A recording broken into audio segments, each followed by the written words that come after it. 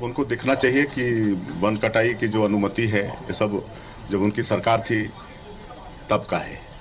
उनकी सरकार में जो भी वहाँ पर हुए हैं, चाहे वो पेड़ कटाई की बात हो, सब उनकी अनुमति से हो रहा है। जय सिया राम। अभी हाल ही में चल रहे हैं हसदेव जंगल को काटने का सरकार द्वारा बहुत सारा चल रहा है प्रोपोगेंडा।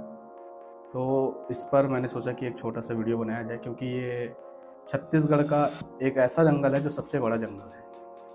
वैसे तो कई और अन्य जंगल भी हैं, लेकिन ये सबसे बड़ा जंगल है। पूरे विश्व में देखा जाए तो इसका भी एक गिनती आता है।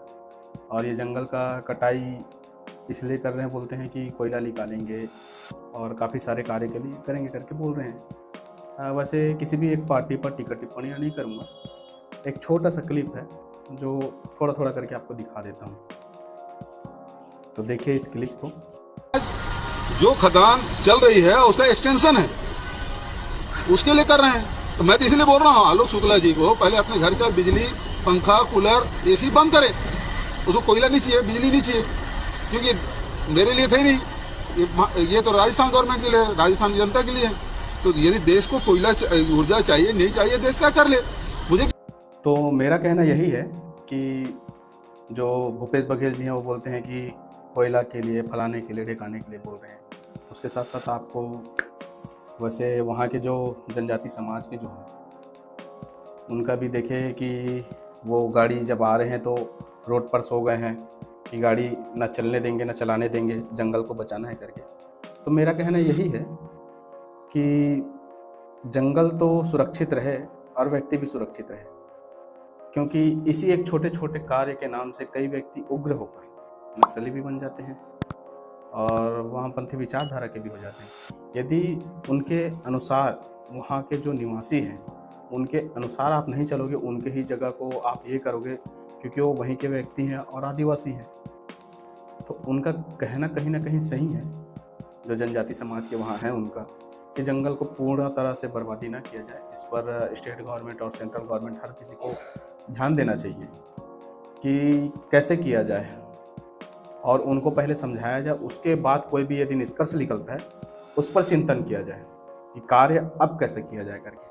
आप तत्कालिक निर्णय ले लोगे और नोटिस दे करके यदि वन की कटाई कर दोगे तो उचित नहीं है, क्योंकि हर एक व्यक्ति के जीने का एक आसरा एक ही है, ऑक्सीजन। यदि ऑक्सीजन ही नहीं बचेगा तो फिर क्या करोगे।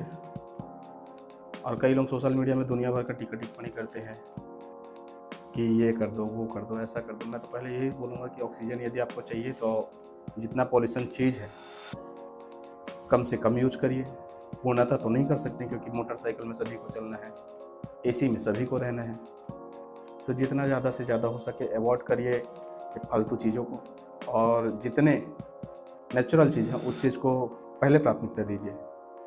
तभी जाके जंगल के विषय में हम चर्चा करें तो ज़्यादा अच्छा रहेगा, क्योंकि जंगल हम सभी के लिए ज़रूरी है, क्योंकि पर्यावरण से संबंधित है। अब पर्यावरण में पर्यावरण ही नहीं रहा तो हम कहाँ से जिएंगे।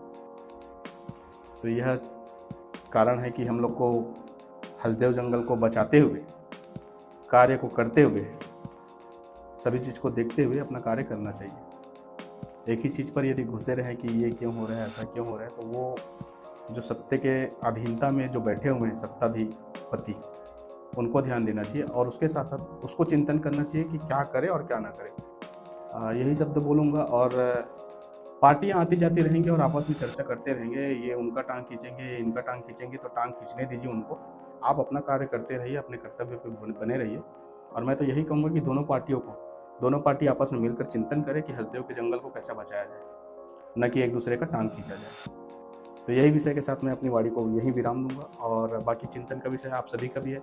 मैं तो ये बोलता हूँ कि केंद्र के गवर्नमेंट को और स्टेट की गवर्नमेंट को टैग करके प्रार्थना करें कि इस पर चिंतन करें, उसके बाद ही आप कटाई करें, क्योंकि वहाँ के जो जीव जंतु हैं उन पर भी काफ़ी सारी तकलीफें आएंगी वहाँ की कटाई होने के बाद। ये एक व्यक्ति विशेष बात भी है और व्यक्तिगत बात भी मान सकते, कोई दिक्कत नहीं है। भारत का एक आम नागरिक होते हुए यह मेरा विषय बनता है कि मैं इस विषय को आपके सामने रखूं। तो इस विषय को मैं रख रहा हूँ, बाकी आपके हाथ में है। तो इसी वाणी के साथ मैं अपने बात को यहीं समाप्त करता हूँ। जय सिया राम, जय जोहार।